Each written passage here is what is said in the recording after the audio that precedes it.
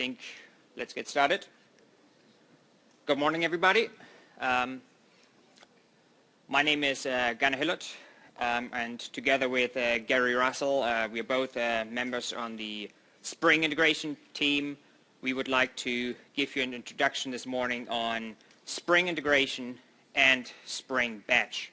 So a few things we would like to cover today is Spring integration, Spring Batch, and how you use Spring Batch and Spring integration together.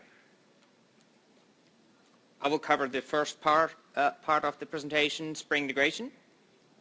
And that's always a tricky one, how to introduce Spring integration depending on your own background. So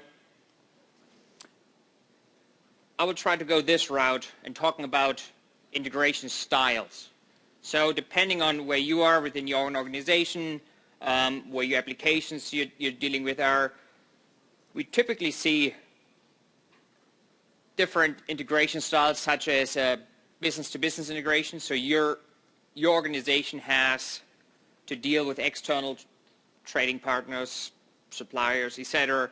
You get data from them that you need to process into your internal system. And that's also one of my backgrounds initially. So my background was originally in the world of EDI. So I even wrote my diploma thesis on good old Microsoft BizTalk and then worked in the integration space for a few years.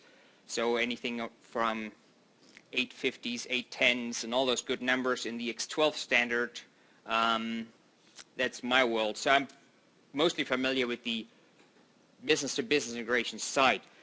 Then, of course, we also have inter-application integration. So you have plenty of applications within your organization that they need to talk to. And JSON and REST are super cool, but let's face it, you may still have to deal with not only SOAP, but flat files, all kinds of different integration points into your internal applications that you need to deal with, besides JMS, AMQP, etc. All kinds of different stuff you need to interface with. And the next integration style is also intra-application integration. So let's say you have more complicated requirements within your own application where you would like kind of modularize your application a little bit more and break it up into little chunks. In that case, intra-application integration can also help you with, and that's one of the areas that also Spring integration does, but covering all three of them. Another way is how to integrate your pieces of applications, your systems, etc. And you can, pass files around. That certainly has been around. You can share a database, keep the state there. That's a common denominator. Use remote procedure calls, or you can do messaging, JMS, AMQP, or internal messaging on the JVM. Generally, you see kind of common patterns evolve when you're dealing with integration. So typically you have to retrieve stuff, you need to parse it, transform it, and transmit it someplace else. And that's applicable in quite a few places, and there are plenty of more patterns that evolve in the integration space. And that's where you see where the enterprise integration patterns are coming in really handy. There was a book written by Gregor Hope and Bobby Wolf in 2003, and it basically collects all the major patterns you see in the integration space. Really excellent read, very big read, but an excellent book, and Spring integration closely supports the patterns described in this book. There's also a really nice website so that summarizes those patterns, and also one really nice thing about that book is also it provides a common icon library for those patterns. So when you work, mid-2000s, BPEL, for example, was really hot, and everybody was like, "Oh, that's great stuff to visualize your things," but it was very focused on web services and those kind of things. I find that icon library really helpful to visualize the flows that are around your integration concerns. Which brings me to Spring integration and what Spring integration is about. I thought this kind of like summarizes this really well. Spring integration provides an extension of the Spring integration programming model to support the well-known enterprise integration patterns. What is important about this statement is that we support, on one side, the enterprise integration patterns, but also it uses the Spring programming model. So if you're using Spring in your applications, going the route, making that hump over to Spring integration is very minimal for your efforts. Also, it also means that in Spring integration we reuse whatever Spring framework, the core framework, Spring Web Services, etc., all those features that are supported, we basically reuse those features to the maximum possible extent without reinventing the wheel within our integration framework. A little bit around the history of Spring integration. Mark Fisher, he is the lead on the project and the inventor, I guess. He basically read the Enterprise Integration Patterns book and did the first commit on the Spring integration project in 2007. We saw the first release in 2008, and today we are very short before the 2.2 release of Spring integration, and the RC2 should be out next week, so it should be very imminent, and then we focus from then on, we will focus on the Spring integration 3.0 release, hopefully for next year. So, what is Spring integration? We spoke about integration styles, and Spring integration is a lightweight messaging framework at its core. So you're passing messages around, but it's not only a messaging framework, it provides an adapter-based platform. So what this means is that we provide a whole bunch of adapters that will allow you to interface into, for example, external systems. I will talk about that a little bit later. At its core, we have the pipes and filters architectural pattern. So Spring integration has endpoints, channels in between that connect endpoints, and the messages that are being passed in between those endpoints through those channels. With that, Spring integration basically provides you the building blocks to implement systems that are loosely coupled, logically and physically. So that's, I think, an important piece to take away is, yes, we have those channels, and before you think asynchronously, etc., we'll talk about that in a little bit, but also that it allows you to separate your application logically, so which kind of like makes it easier to maintain. It also is event-driven, and you could, and it also supports that you can implement a staged event-driven architecture, and it provides sophisticated support for synchronous and asynchronous messaging. So it's not just asynchronous; you can do synchronous messaging as well, and I'll go into those details in a little bit as well. Configuration. The main focus of Spring integration up to this point is the XML namespace support. We provide XML-based DSL that follows very closely the enterprise integration pattern nomenclature there. On the slide, we have just a few components that are in there, like a channel, a splitter, router to route the messages, etc. And we also provide annotation support. So for many of the components within Spring Integration, you can also configure those via annotations, for example, transformer, router, service activator, etc. Beyond that, we also provide, there's a Spring Integration DSL support. So there's a DSL for Scala as well as Groovy. So feel free to check those out as well.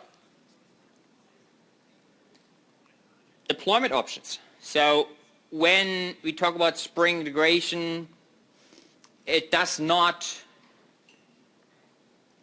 have its own container itself. So the Spring application context itself is the container for Spring Integration. With that, you have really nice flexibility of how you actually want to use Spring Integration. So you can literally just embed it as a library and use it as such. But you can also use it, if you want to not just sprinkle it into your existing application, but just have a full-blown Spring Integration deployment. You certainly can also make standalone deployments or integrate. Another option is to integrate Spring Integration into your web applications as well for WAR deployment. So that's certainly an option here as well. Let's dive a little bit deeper into the details of Spring Integration. So as I said, we have messages, channels, and endpoints. So let's start with the message. So a message is what you pass around. It's a unit of information. It encapsulates the data you're passing around, and it's being passed between the endpoints. And the messages contain out of headers and the payload, and that's kind of like the icon the Enterprise Integration Pattern Book uses for the message symbol. The headers contain the data that's relevant to the messaging system, which I talk on the next slides a little bit further into detail. So it describes the message IDs, the dates, correlation IDs, etc., that are important for the messaging system. And then, of course, we also have the payload, which is actually the actual data as it is, as the following endpoint will use that payload. And whatever you put into the payload, that's up to your use cases. So we don't have any restrictions on what it can be. It can be anything. But, depending on, are you dealing with internal applications, it can be just as simple POJOs. Or if you're dealing more with external applications, you may want to pass serialized data around. Or technically, you can also just pass an ID around in that payload itself, so basically just use that as a reference to data that's stored in other systems. But that's really up to your use cases. The central interface couldn't be simpler in that regard. All it has is message headers and the payload, and that's it. Just a few more pointers regarding to the message headers. So we have a few headers that are always there, such as the message ID, timestamp, etc. But there are also message headers that are used by the various endpoints in the system. Correlation IDs, reply channels, error channels, expiration dates, etc. Or you can define your own headers as well. So if you pass data around, you may want to store routing information inside of your headers. You can either create those headers programmatically when you stick them into your message, or you can also use a header enricher, for example, to use a provided component to do so. So what are messages used for? So it's not only, so the Enterprise Integration Pattern Book basically describes three message types: command message, event message, document message. And in many regards, you basically pass in, also depending on your use cases, typically you pass in document messages, so kind of like a semantic separation between those messages, your business payloads, invoices, orders, etc. Or you basically certain processing, for example, later on when we talk about Spring Batch, may emit events itself and send messages that contain event information, or you may use messaging to trigger other actions within your system or within the Spring integration context as well. So we, for example, have a component called control bus, which allows you to execute various actions, for example, on components, which allows you to stop components, for example, and you can pass in a command message into the system to achieve that. So with that having set the level what messages are, let's talk about the channel. Channels connect producers and consumers, and therefore provide that decoupling between the endpoints. At its core, we have two different message channel interfaces, the pollable channel and the subscribable channel. So the pollable channel is used by the polling consumers. You basically send messages in there, and we're not waiting for the message to being picked up, and then you have an endpoint that will actually poll that channel, get the data from that, or we have the subscribable channel, which is the event-driven channel. So you have subscribers on both sides of the channel, pass the message in, and it's consumed on the other side of the channel. And with that, those two distinctions, that also defines of how the endpoints are ultimately instantiated. We have various implementations of channels. So the most common, or the default channel within Spring Integration, is the direct channel. What that means, it's a subscribable channel. It's operating within the same thread. So it allows you that logical separation between endpoints. So if you, on the right side, we have namespace support. So if you take out that queue, just define channel, that's basically a direct channel. Sometimes, or if you have endpoints and you don't provide the channel configuration itself, it defaults to direct channel implementations.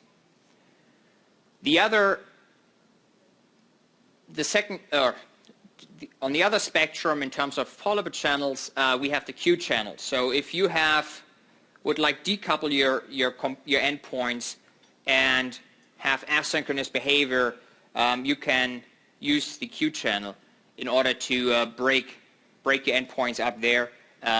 You basically send the messages to the queue channel, and the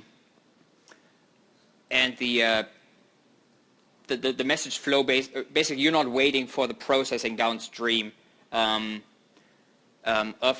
the message itself. So those two are pretty much the most common ones. There's also a couple of other implementations. You can also set various parameters on those channels. For example, on the queue channel, you can set the capacity, etc. Also important here is that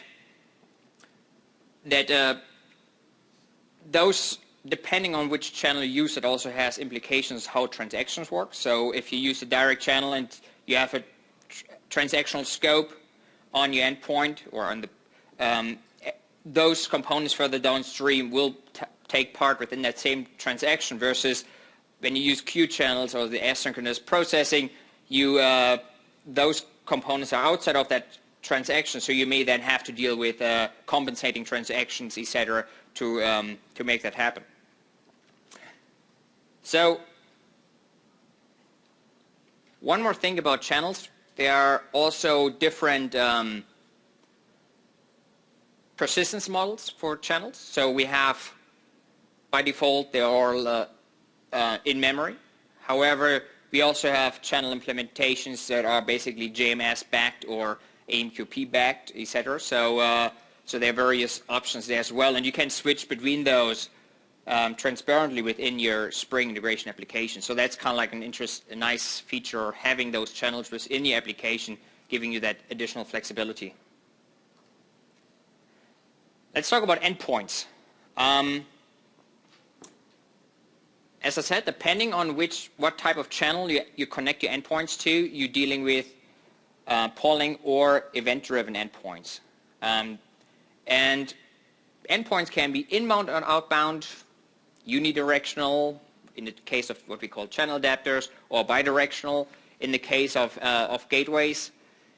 They can be internal to your Spring application context or external, communicating to outside systems. And we provide, for the namespace support, we kind of like follow a certain naming strategy for those various endpoints. So we have, inbound channel adapters, outbound channel adapters, basically unidirectional components, inbound, outbound gateway. Those are bidirectional request reply, a generic gateway as well. So the generic gateway is kind of interesting because it allows you to also, if you embed Spring integration into your application, to basically decouple or not having any dependency on your business side onto Spring integration. So you basically define an interface that you inject into your application code, which will then, through configuration, will trigger messages being generated and passed into the configured channels. So that's a nice way of the gateway, and vice versa. You have the service activator. So if you have messages and you want to execute certain methods within your classes, those classes don't have to have a reference onto the Spring integration context. You can use a service activator to trigger those methods through messaging. So those are quite useful components to implement that decoupling. A few endpoints we have. Don't want to go too much into details here. We have routers to basically route the messages based on the content, the headers, etc. So there are a whole bunch of different components you can use. Also, that's the enterprise integration pattern icon for that. You can transform data. Whole bunch of ways to do that. Writing your own logic. Use the provided ones. XPath. The various modulars we have. So quite a bit of variety there. And just to go over just a few of those components we have within Spring integration. Just want to show you the slide, so please take a look at the reference guides, the books that are out there, to basically get a deeper understanding of that, or follow also the other sessions that we have here at the conference to get more details and or ask us questions afterwards, because time is running short. So those are the endpoints. We also have plenty of adapters to help you with the external integration pieces, from AMQP, FTP, file system, going into the databases, executing stored procedures, stored functions, go low level onto the TCP, UDP level, get data for Twitter, which is always great for demos, XPath, XQuery, etc. So plenty of stuff, and there's much more to come. So we saw, for example, recently we have starting to have adapters, for example, for Splunk. You saw that mentioned in the keynote. More good stuff. Next question, tooling. Of course, we have integration with Spring Source Tool Suite, not namespace support, visualization. It's also a great way to get started with Spring integration. So Spring STS, they have support for templating, so you can create new templates, new projects from within STS, and we provide 4 templates for Spring integration, from a simple template which just uses core components, all the way up to little Twitter adapter. Or if you really want to help us, check out the adapter template and create a pull request back to us. Love to get more adapters from the community. Yes? On the last slide, I saw there is integration with cloud. So is that available with the current version? Or That's part of the, I want to mention later, but there's a the Splunk adapter is part of the Spring integration extension repository. So we have basically separated, and that's fairly recent. We have the core repository on GitHub. Basically has a whole bunch of core components in there, plus various other adapters as well for external integration. But then we recently also created the Spring integration extension repository, which will host much more, we hope to be much more flexible and agile in terms of adding new adapters, as well as more community involvement in that regard, and that's where the Splunk adapter is currently resides at. So check it out. It's on GitHub, and I have the links in the couple of slides later on. There's the links for that. So that's the SDS support, but luckily, if you would like to use something else, I want to mention it. There's also IntelliJ support, which has namespace, visualization support, and the latest preview also has support for Spring Integration 2.1 and the latest 2.2, so that's nice. If you have more heavy transformation requirements in the financial, particular, for example, if you're in the financial industry or just in general, take a look at C24 integration objects. It's done by C24, and they provide a graphical transformer. They also have dedicated Spring integration namespace support for their components. So if you, particularly in the financial industry,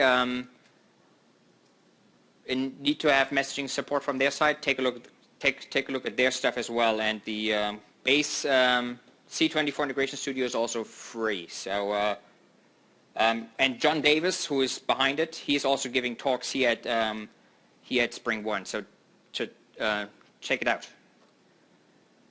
With that, I would like to go into the demo portion of my talk, and just want to give you an idea of how Spring integration actually looks like.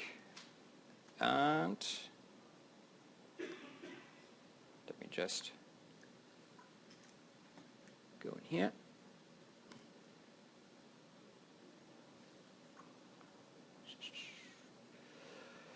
So we have on GitHub, we have the Spring integration samples project, and the cafe example I'm going to show you is actually part of that repository. What this sample does is basically it simulates kind of like a coffee shop. You basically provide your orders, and it takes your order, prepares the drinks, and generates the deliveries out there. So the cafe demo XML file. So basically, that sample provides two ways of how Spring integration is being configured, either through the namespace support or with more help by the annotations. So that sample provides both configuration options. So let's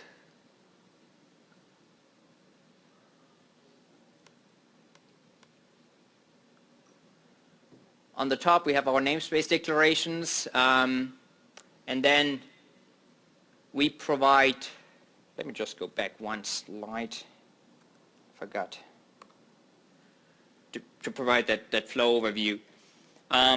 So we have the cafe, we have the, it goes into the orders channels, we split the orders into the various drinks, route those drinks basically into the cool drinks or the hot drinks channel.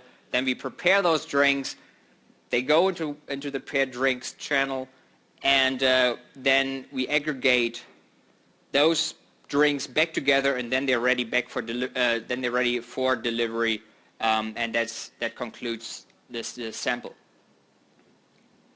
And thus that's done through that's actually the visualization support within SDS.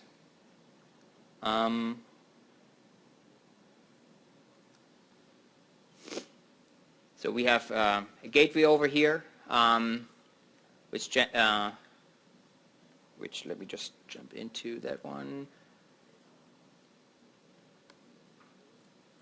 which basically decouples your main application from the Spring integration. So all it has is the place order. In this case, we have an annotation on the place order, denoting that it is a gateway. But you can also configure that through the namespace. We have the various channel declarations. So those are direct channels. So they're operating on the same thread. Down here we have actually a queue channel with for preparing the cold drinks, capacity of 10, and then we go into a service activator that prepares the cold drinks. So we have basically referencing the input channel. So that's generally the pattern. You have an input channel. Often you have an output channel, depending on unidirectional, bidirectionality, or in terms of adapters, or when you have internal components, getting the messages and then pass it on to the next channel and the next component. So in this case, we reference the barista, which is a class which have multiple methods in there that prepare cold drinks as well as to prepare hot drinks. And then we go further down, different channel up. We have the aggregator down here that basically will aggregate everything back for the delivery as well. Then that finishes. That's all there is for the Spring integration configuration here. Running the example, we have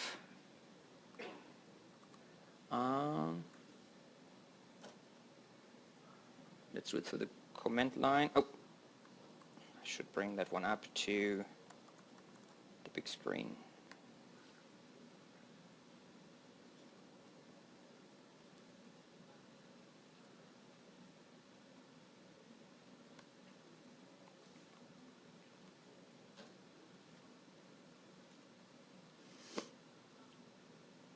So you see that the messages are being, the drinks are being prepared, and then we finally aggregate everything together and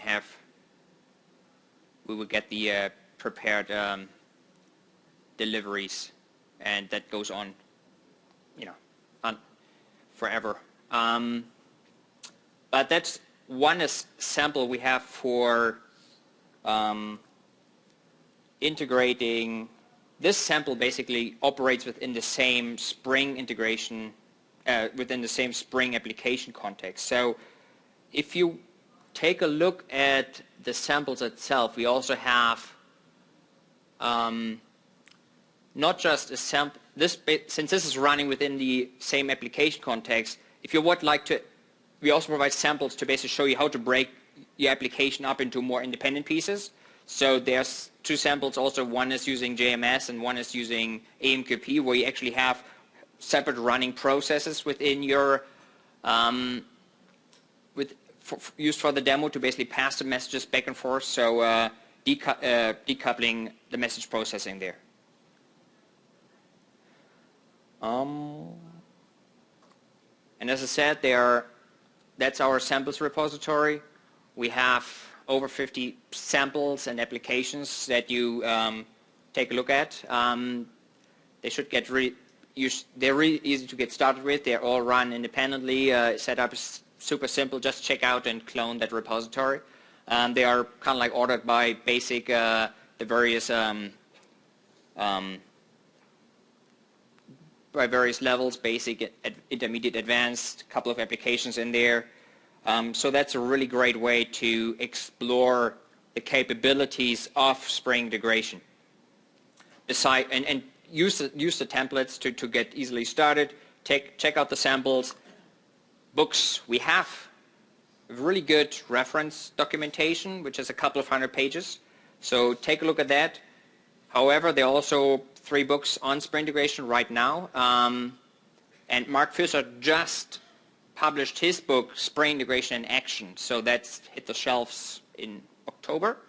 So take a look at that one. as well as the other books.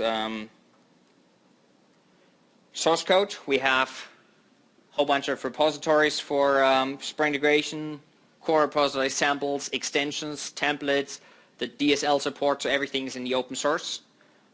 Take a look, check it out, and more importantly, contribute. So post questions to our forums, create jurors if you hit issues, would like to see features within Spring integration, so we're always looking forward to have feedback from the community. And also, since we, last year, was it last year? We migrated to GitHub, and that really should make it easy also for you to contribute to Spring integration. Check out the code, clone the repository, submit pull requests to us. Great way to get started. And as you were asking, we also have the extension repository that was recently added to basically provide more samples, more extensions more rapidly with an independent release cycle from the core integration framework. With that, I would like to hand over to Gary Russell to talk more about Spring Batch and batch processing. So.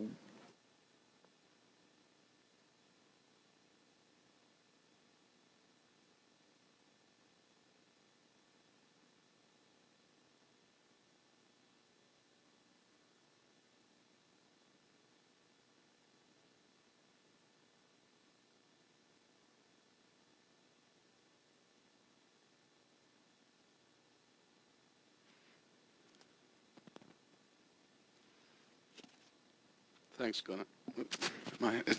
Is it on? Can you hear me? Before I talk about Spring Batch, there's one thing I just wanted to point out about Spring integration. A thing that we see a lot of. Gunnar touched on it a little bit with the gateway, where the cafe front end invoked a gateway method, which was just a simple interface that took an order object.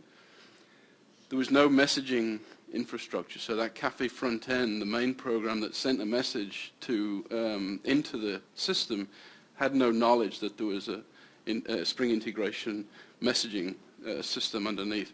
Similarly, the cafe that actually processes the messages after they've been split into separate drinks, if you look at the code, is a POJO, plain old Java object. It doesn't know that it's running within a messaging system. So we often see on the forums, the first things that people ask is, oh, you know, I've got this, I've written a transformer, or I've written a service, or I'm using a service activator to invoke my service, and they've got Spring integration messaging components throughout their code. There's really no need to do that. For the most part, you can avoid having any ties to the framework. Anyway, Spring Batch. That was just a personal thing about Spring integration. Spring Batch. I've been committed on Spring integration now for probably getting close to 3 years. I've done a number of consulting engagements with Spring Batch, and the question is, why do we need Batch? Well, when I started on this journey 30 years ago, there pretty much was only Batch. Everything was Batch. First program I wrote that I got paid for was a payroll system. It had a number of steps. We'd read in the hourly, the time cards for the employees. We'd then iterate over those employees, calculate the payroll, write them to a staging table, and then finally print out the paycheck. So there was that was it. I mean, that was pretty much the state of technology then. And in line with that, the technology that we had was actually built to support it. I worked for a company called Burroughs, which was, again, a little bit of history. There was IBM, and then there was the Bunch. The Bunch were a number of smaller mainframe manufacturers: Burroughs, Univac, NCR, Control Data, Honeywell. Most of them are gone now. Burroughs and Univac merged, became Unisys. They're still around. But the mainframe that we wrote batch programs on had first-class support for writing batch programs, language extensions, transactions, the ability to store, restart, and recovery information in special tables in the database. And when we move into the Java space, there really is no standard mechanism for doing that. So hence Spring Batch is fitting that or filling that role for us. Now that payroll that I was talking about, it was a pretty small company. We only had a couple of hundred employees, so it pretty much ran in, I don't know, half an hour or so. So it didn't really need any sophistication. It was, if a failure occurred during the processing, we'd just simply delete the tables and start again.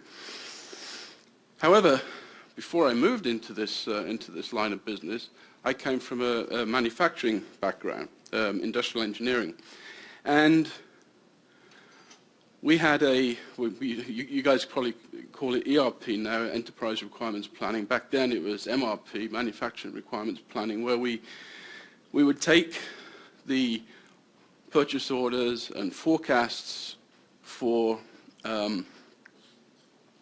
products, and then calculate the requirements, explode the bills of materials, calculate the requirements for all the, to plan the factory floor, to figure out when we need to order. You know, a car needs an engine and 4 wheels. An engine needs 4 pistons, 4 piston rods.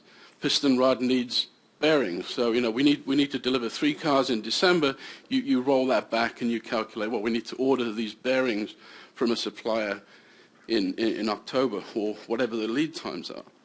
That process, I mean, back then, CPUs were measured in terms of kilohertz, and memory was in kilobytes, you know, not the gigahertz and gigabytes that we are familiar with today. That process we used to run every week, because you need to keep, you know, plans would change, forecasts would change, but it would take 16, 18 hours to run. So we had to have a mechanism to, if, you know, that thing's been running for 14 hours and something blows up, we can't afford to start again, because the weekend's nearly over. We ran it every weekend. So we used the facilities on the mainframe to store state as we're processing through the process, and in the event of a failure, we could recover and start at that point.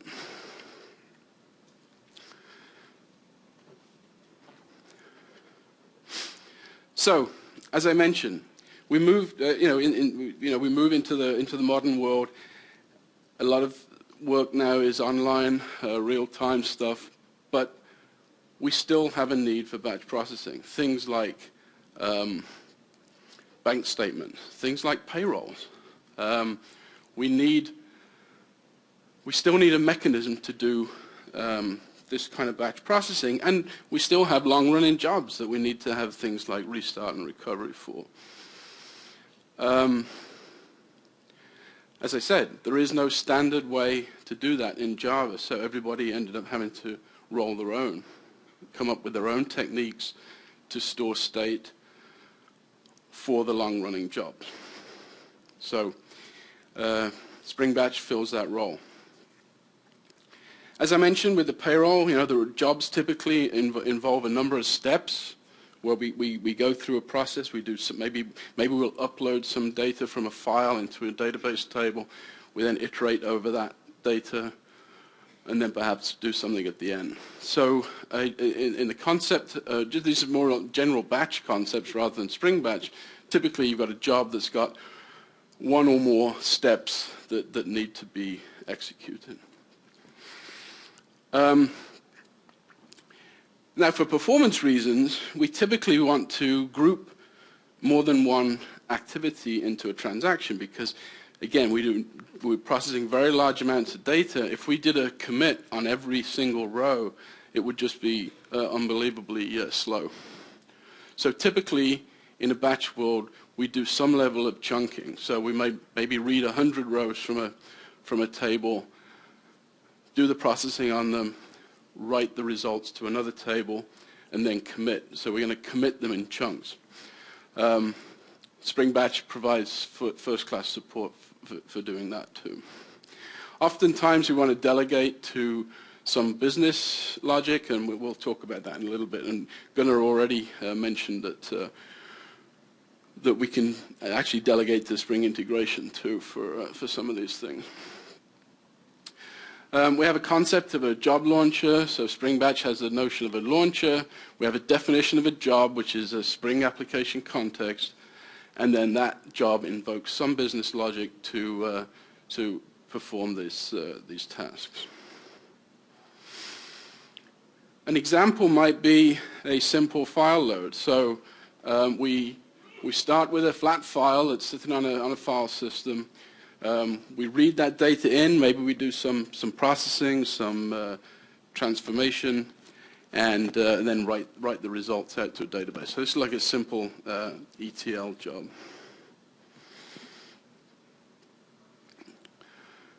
And there are a number of standard item readers, we call them item writers, that are provided by Spring Batch. And in many cases, you can just configure up. If you got, say, for example, a comma delimited file with hours worked by employee or something like that, you can just use configuration, not write any Java code at all, to read those files, transform them into a Java object, and then write them into a database table. Within that process, as I say, we may need to delegate to some existing business logic. Sometimes we do that from item processor, if I go back to that earlier picture. Sometimes we do that delegation in the item processor, but sometimes it's more efficient if we actually do that delegated work in the chunk. So the item writer is the sort of final process once we've read an entire chunk of data. Just to put some context, I talked about maintaining state. So this is really the big picture. So a job has got one or more steps. A job together with a set of job parameters, and maybe that's a run week or some date. That a job together with a set of job parameters identifies an instance of a job, and then a job has an execution, and there's also step execution. These lighter colored boxes here are they're really denoting state that's maintained about the batch job, either while it's processing or for a later evaluation after the job is completed. And this information is stored in a job repository, and typically that is going to be a database, and even more typically it's going to be the same database instance that your application data resides in. If for example that was a different database, we would need to use XA transactions, and we always try and avoid XA transactions, right? So the job repository, there are a number of tables. Spring Batch comes along with SQL scripts to load up to create those, the DDL, to create the tables, and typically we're going to load those into the same database instance as your application data. So, as I mentioned, we have job execution and step execution. So this execution context object is where we store the state so that we can restart if necessary.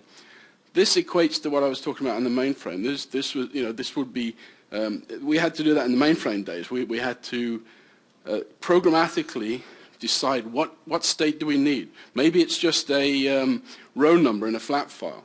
A number of rows read. So we're reading 100 rows at a time. We just put the number 100 into the state, commit that into the database. Then if the system fails, when we restart, we can read that state and say, oh, we were at row 100, so then we can spin through the file, get to row 100 and start at 101. So the execution context is the object that we use to maintain that state, and during initialization, look at that state to see if this job is actually in the process of being restarted, and give us the ability to do that restart. A number of things that, again, supported out of the box by Spring Batch. There's the typical batch idioms, things like repeat. You know, we're going to repeat this process on a bunch of different records. Retry. We have the ability to retry. So you can have transient errors. So maybe a database connection goes down while we're in the middle of that batch job. You can configure Spring Batch to automatically retry those transient errors. You specify the exception types and say, okay, I'm going to retry this up to so many times. So that, as was on an earlier slide, oftentimes these batch jobs, there's no user interaction. They're just running overnight or at the weekend. And so as much as possible, we want to automate these processes, retrying in the event of transient failures. We may have a situation where you're reading a row from a file, or you're reading data from a file, and one of the rows has got some corruption in it. Depending on the environment, you might want to kill the job at that point, or you might just want to say, well, if this row keeps failing, then we'll configure skip. So we're just going to ignore this one. We can then write it to a different place and resolve the issue later on, but not stop the job. You know, we're processing 10 million rows, and there's this one bad row halfway through the file. Do we really want to kill a job that's going to run for hours? And then, as finally, we can restart if the entire process fails. As long as the application has maintained state, we can do so. So, Spring Batch, all of those things that we just talked about, they're all supported by Spring Batch out of the box. And in the typical Spring mantra, you don't have to worry about that stuff anymore. Spring takes care of that plumbing. Yes, you have to know what state you need to maintain, and yes, you might have to write some restart logic to say, well, you know, I've got to read the first one. I've got to skip over the first 100 rows of this file because I already processed them.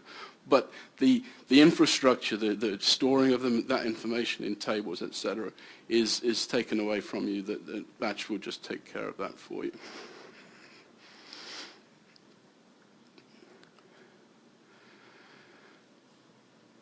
Oftentimes, as I mentioned, we want to delegate to a Spring application, or to business logic of some kind. Of course, this is a Spring conference, so typically people are going to use Spring concepts when executing business logic. So here we typically, in the item processor, in this first step, this is a two-step job. The first one's reading data, invoking some business service to manipulate that data. Maybe it writes to the database.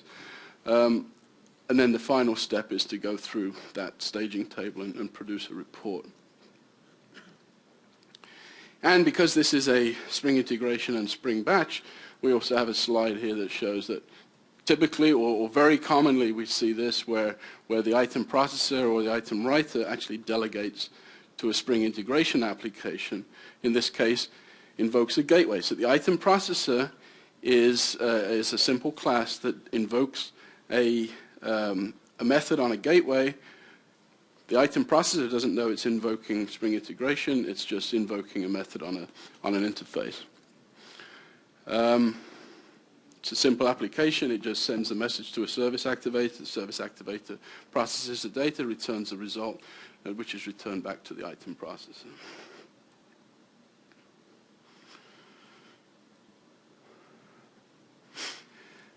Just to touch quickly on a couple of other things, Spring Batch Admin is a sub-project. It's a Spring Batch Admin. It gives us a web UI and a RESTful interface to actually manage batch processes. So and I've used this in a consulting engagement where we were using an enterprise scheduler to launch batch jobs, and they were basically we used their enterprise scheduler to interact with this RESTful service. So we were just making REST calls onto batch admin to start jobs, stop them, monitor them. All that job repository information, the state of the job, is all maintained in that database, and this UI gives you the ability to monitor how many rows have we read, how many failures, how many skipped records, etc. So that's just saying that the batch admin project itself has three sub-projects: as a manager, a resources, and a sample war. So the UI is really a sample UI. It's not really intended as a final product, but many people have taken that and then tweaked it to use in their environment. And as it says there, you can either use it to launch jobs, or because the repository is a shared database, you can even use the admin to monitor the process, the state of jobs that are running in different JVMs. And this is an introduction, so we don't have too much time to go through some of the details of this, but Spring Batch provides a number of mechanisms to actually improve the runtime of your batch job. Oftentimes, when you migrate, a very common use case is to migrate a batch job from a mainframe to a Java platform. One of the issues with that is typically mainframe applications have, although the mainframe CPU isn't that powerful, they have very, very high I/O bandwidth. They have oftentimes co-located RDBMS, so the database is actually physically on disk that's attached to the hardware directly, rather than using SQL calls over a network. So in many cases, a job that runs in a couple of hours on a mainframe, you just port that directly to Java with a single-threaded process, it will actually take a lot longer to run. So in that case, you need to look at how do we scale this out horizontally on this commodity hardware to match or improve on the mainframe performance. And there are a number of techniques that are available. As I said there, first rule is if you don't need to do it, don't do it. You know, I mean, if you've got a job that takes 2 hours on the mainframe and it takes 4 hours on the Java, on the commodity platform, if it's not that critical, so what? But if it takes 10 hours on the mainframe and it takes 30 hours on the Java space, then you need to consider doing some optimization. And there we just listed some different techniques that you can make steps multi-threaded. You can have multiple threads processing. You can run different steps in parallel, assuming that the application can handle that. We can send chunks of the data to other platforms, or we can actually break up the jobs. We can actually say, okay, this node will process the first 1,000 records. This node will process the second 1,000. And as you'll see in the Spring Batch Admin project, there is also a Spring Batch integration project that shows how to use some of those techniques using Spring integration. For example, the remote chunking and the partitioning, where we're actually using JMS-backed channels to distribute the work to other nodes. So that's a very high-level introduction to Spring Batch. I'm going to hand back over to Gunnar now, and he's going to talk about the combination of the two.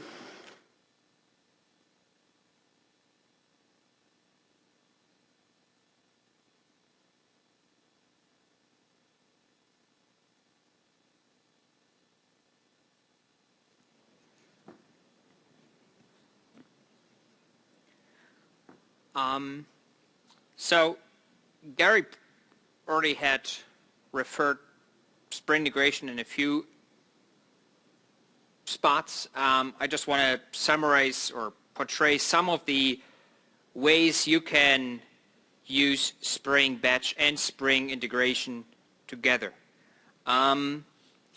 When Spring Batch basically has, when it takes its batch files as input, you basically have reference to the file itself. You can manually trigger it, etc. But often you would like to be more event-driven. So you would like to, you have some remote site, an FTP server, someplace else within your organizations where somebody will drop that file eventually and you need to pick it up. So that's actually where Spring integration can help you to make that happen. You basically, on the front, you get the data. You can also, it basically decouples Spring Batch, or you have to manually hardwire your setup for Spring Batch to get all those data. Use Spring integration. You can basically, when you get the data, you can prepare the job launch request, which will then start the Spring Batch processing. And what that also allows you to do is, you may not even have just one source for that particular data. So you may have an FTP site. Sometimes you want to process a file manually, so you can set up the system or Spring integration so that multiple sources can feed into that same Spring Batch setup. So in that case, we also have kind of, when I saw like different message types. So we have the, you get your batch data, and then the job launch request will actually instruct Spring Batch to execute that process. That's one way of integrating Spring Batch and Spring integration. Another way is particular, we're talking about long-running processes that can take a long time, hours, and so providing feedback of what's going on, that's an area where Spring integration can also help you. So Spring Batch provides support for listeners, the step listener, chunk listener, job execution listener, and down here we have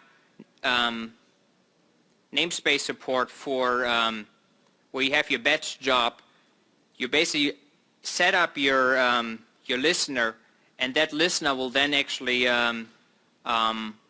emit messages that feed into Spring integration, which allows you then to act upon those messages. So, depending on errors, you may, or other things that are in your data, so you may notify people because that errors occurred, or that other business decisions have been happening, so that, let's say you have massive batch process where certain messages go beyond a certain transaction volume, etc., which may necessitate to notify business units, etc. So you can use Spring integration to provide that kind of sophisticated routing within your Spring Batch job.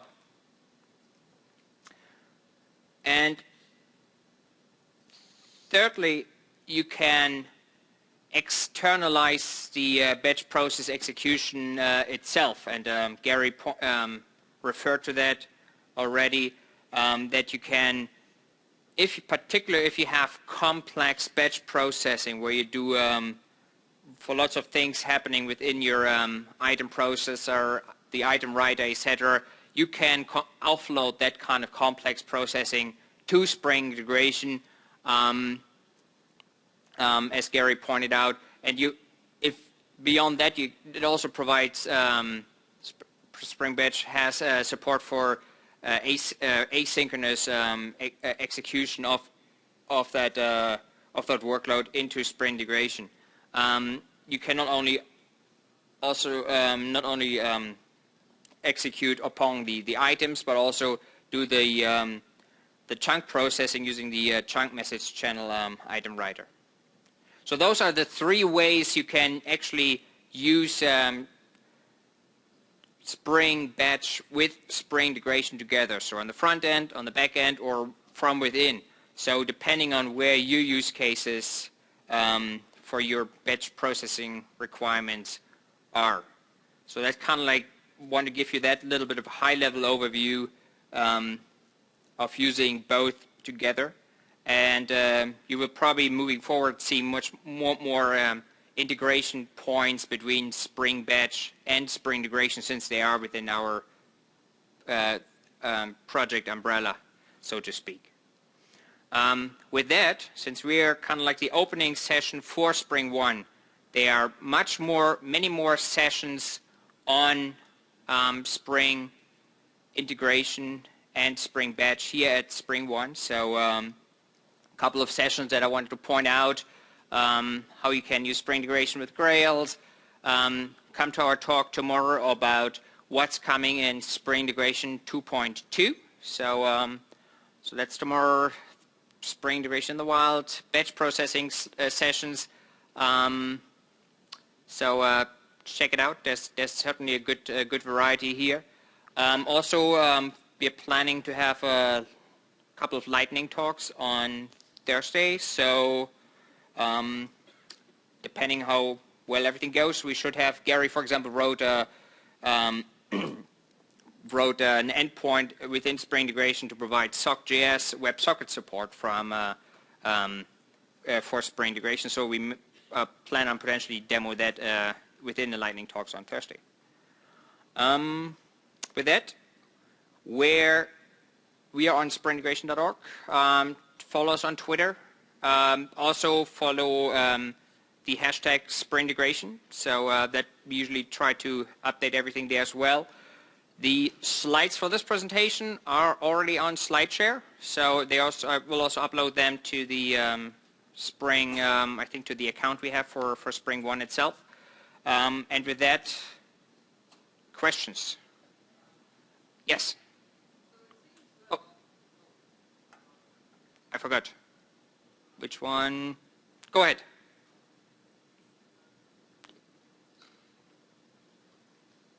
Yes. Yeah.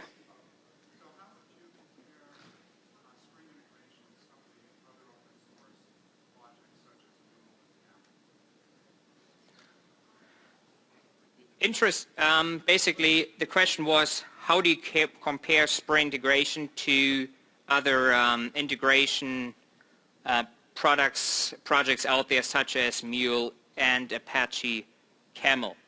I think one core differentiator between us, for example, and Mule is that you can use us on the library level. So we are not a full-blown ESB in that sense. You can use us as such, but at the same token, you can embed us into fine-grained, just use us as a library, for example. So you don't need we don't require a dedicated container to run enterprise integration pattern as such.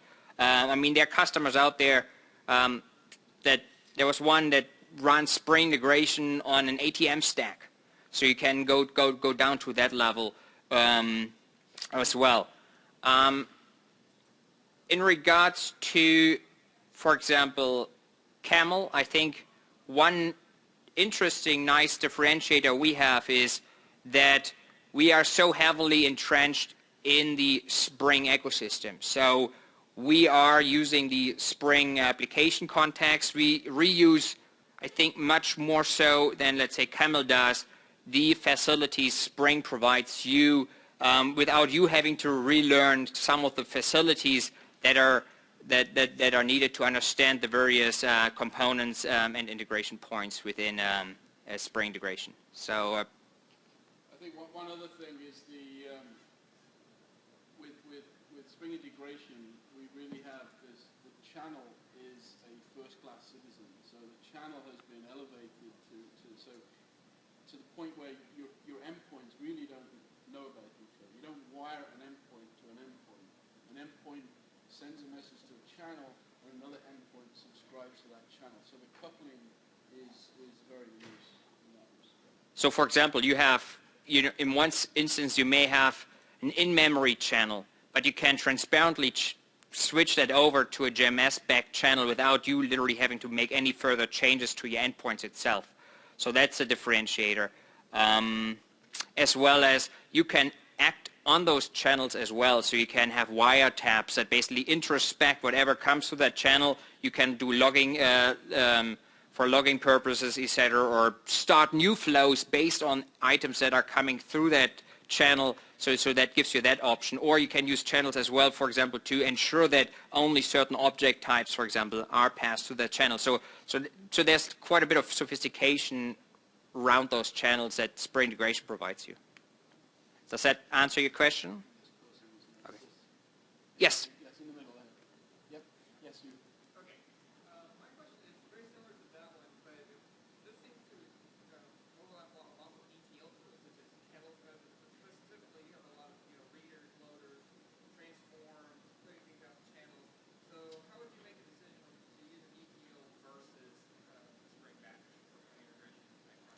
The question is like how you using ETL tools versus Spring Integration, Spring Batch. Yeah, it's horses for courses. I mean, yeah, sometimes a dedicated ETL tool might be more appropriate, but certainly for a relatively straightforward ETL, read a commonalities file and load it into a database table. Spring Batch is really all you need.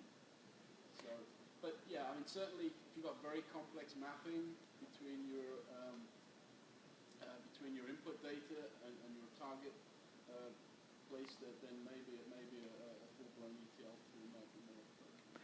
And that also probably raises another related question in terms of like when you use Spring Integration in kind of like, we are a process, flows, etc. There are various different tools that are potentially targeted other scenarios, so you have to carefully weigh in of what do you want to use within your project. So, for example, if you need human interaction, for example, within your flows, for example, you may want to use Spring Integration together with, for example, activity as getting those flow processes in there as well, or or if you have lots of web interactions, it just depends how different tools that basically you need to make the decision on. The nice thing about Spring Integration is certainly that it's super lightweight in that regard. That was a question before first. Actually, two questions. The first one starts with something very practical here. So I see Spring Integration as a place where there's an appliance builder who's going to build an application that's being written by application developers, for example. And so they are able to, let's say I'm writing a service in Spring Integration. I got like a gateway, and I want to have concurrent consumers. I want to change those concurrent consumers. So my configuration file, I want to give this to the deployment team, systems engineer, etc. I want this to be non-XML based, unless they have to learn like Spring Integration. So is there any roadmap, direction, that path where the developer actually makes the configuration file that's it's pretty involved. If you look at, like, if I have to make one gateway with several channels, it's all very nice for the developer. Now I want to give it to the systems engineer and I want to say, okay, this service activator, you can actually read out it this way. It should be like one-line configuration override or something like in that part. Is that even there in the roadmap? So that we get the question on the tape. The question really, I think, is and I'm paraphrasing perhaps, so perhaps you can correct me if I'm wrong. Is how can you encapsulate a flow? You've built a flow, you've got your XML, but you don't want to necessarily expose that to the system integrators and the developers that are actually going to take that piece and use it or reuse it somewhere else. Is that fair? So there are a number of ways to do it.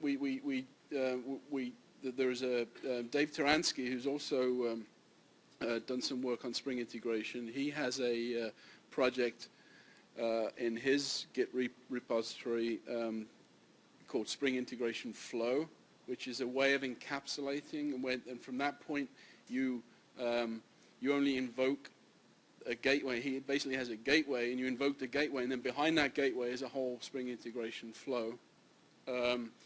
Another way we've done it in a consulting engagement is simply package it in a jar with the integration flow with a well-known input channel and a well-known output channel. So that becomes a library, a jar that you just put on the class path.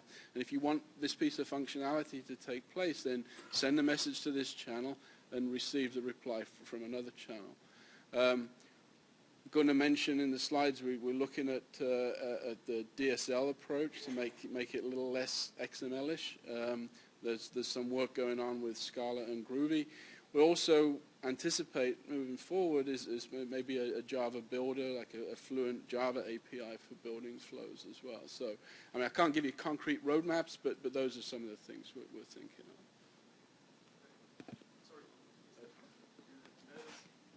I just saw this very specialized message channel item writer, chunk message channel item writer. So how do you make a decision whether something is going to be like a channel or just a channel that's connected to a service activator? Because I see some gatekeeping on gateways now. I can make a gatekeeping channel. So the question is, I think if I understand it correctly, is like when to use kind of like external integration with like AMQP JMS versus using JMS or AMQP based channels between endpoints. Is that correct? Maybe a little more broader than that. It's about like you have the specialized chunk message channel item writer, right? And that could have been just the channel which is connected to a service activator that actually does something with it, which is like chunk message. Or is there something very special about this chunk message? Like you use some UDP or ECP sockets or something? No. No, that's just a convenience. So you don't have to write your own gateway. It's just a convenience. So talk to us later, and we can give you probably a more detailed answer. I think there were some questions over here. Yes. Is there any roadmap for Spring integration with an SSH integration, like monitoring the remote system or SSH and get the data come out? He's asking about SSH support for Spring integration. So That's in 2.2. The TCP adapters support SSL.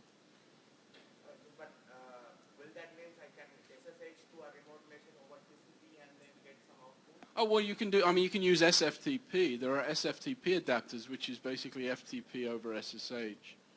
But there isn't an SSH channel, for example, just to interact with a shell on a remote system. No. But it wouldn't be difficult to do that because we do have SSL support in 2.2. yes, question over there. Reliable messaging. As I said, or as Gunnar said, out of the box, a channel is just an in-memory. Even if it's a queue channel, it's just an in-memory channel. But you can replace that with a JMS-backed channel. So you can. So when an endpoint sends a message to the channel, it gets persisted to a JMS queue, and then the receiver pulls it from that queue. So if the machine goes down, then that message isn't lost. You can also, we have a number of message store implementations. So JDBC, Redis, Mongo, where the messages are persisted. Instead of just staying in memory, they're persisted to that message store. Is that connected to some kind of recovery mechanism? So it will be, when it restores, it will Right. So typically, in most cases, the queues that are backed by that are, well, if it's either if it's a polled scenario, then the poller will just pull the messages off the queue. But some of them can be message driven. So the JMS back channel, for example, can be configured to be message driven. So if you're familiar with the Spring JMS support with the default message listener container, that's actually sitting inside the channel, so that when the system comes back up, those messages will start popping out. Yes, sir.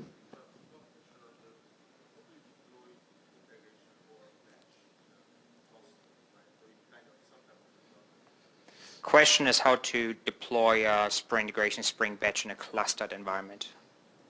Yeah, we did a talk at the SpringOne last year on how to cluster. Certainly, if you're using JMS to distribute the work. So I talked a little bit on batch about doing remote chunking or partitioning of your batch job. So typically, if you're going to scale out that way, then you typically would use something like JMS or Rabbit to distribute the work, and then you can just scale it out. You can just add more and more nodes to actually consume these partitions.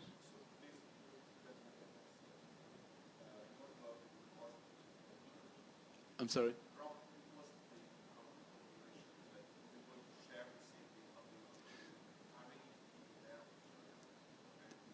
Typically, yeah. So when you have a cluster or a multi-node batch platform where you've got different instances of the batch job are participating in the overall completion of the batch job, then yes, they're going to use a shared repository.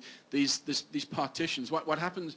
Remote chunking is a case where, let's say we've got 1,000 rows to process. A remote chunking would read 10 rows, send them over JMS to some other node, and do them in chunks like that. We're actually sending the data over the transport medium. With partitioning, what you're doing is you're actually breaking the job up. So we look at, let's say, a simple algorithm might be where we've got 1,000 rows, and we can say, okay, I'm going to break that up into 10 chunks of 100, or 10 partitions of 100. And what's sent to the remote nodes is you process rows 1 to 10, you process rows 11 to 20, you process rows 21 to 30.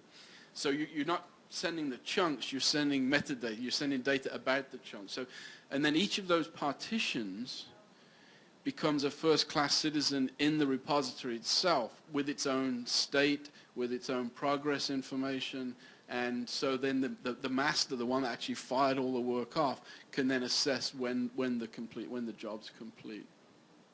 Yeah. Yes, sir. I'm sorry, can you speak up?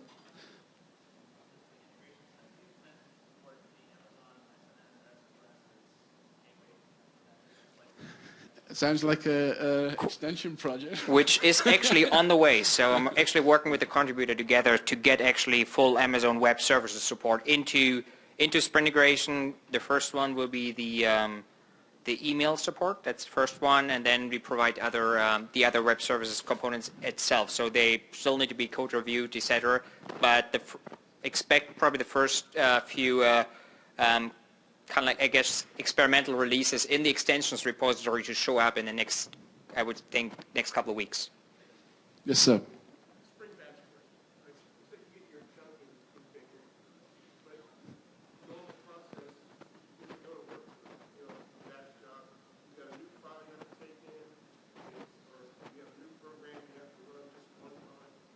Can you go over what has to be done for that one item exception? So you're saying you have a job that normally runs one way, but then you want to run it a different way. That's a very common use case, actually. So you might have an invoice process that runs weekly, but at the end of the quarter, it does more work, right? So on the one slide I had where we have this notion of job parameters, the way that the Spring Batch framework detects that this is a restarted or looks for restart information is based on those job parameters. So if you invoke a job with the exact same set of job parameters, then if that job already completed successfully, you'll actually get an exception and say this job already ran. So typically you would actually give it a different set of parameters which would tweak the internals. Maybe a step would do nothing on the weekly job, but on the end of the quarter job, it does some extra stuff. So that's a very common use case via the job parameters. All the way in the back there.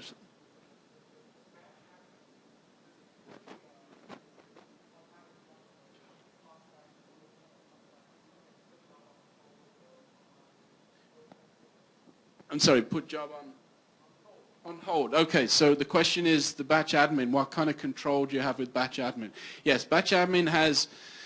You can pause a job, and the way that's done, again, it even works in this partition case where the repository is flagged as this job is paused. Then all the partitions would sort of finish up their work. They would stop, and their partitions would go into a state where they're paused. When you restart the job, they'd all pick up from where they got to last time. So again, that's another common use case. You know, you've got some shared resources, you've got this unimportant batch job, and it's running out of its time window, so you want to stop it and then maybe resume it when you know, when the high priority work is over. Yes, that's all capable through that.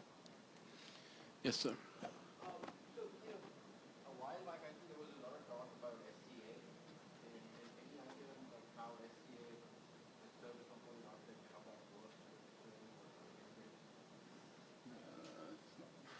The question was SCA, right? Yes.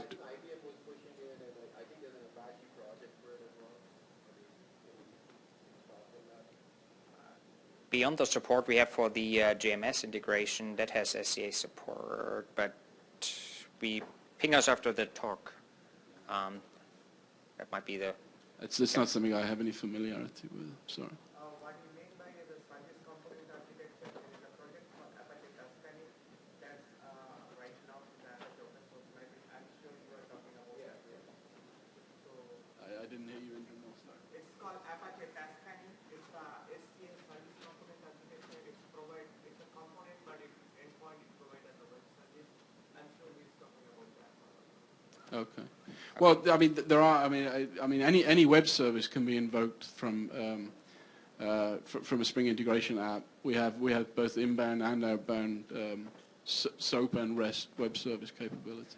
Probably the last question. Sorry, just in one of the scenarios that we actually had, we had a very high throughput HTTP entry point. We were actually looking at an asynchronous channel, pluggable channel, to actually put it into JMS, because JMS was quite slow in our scenario.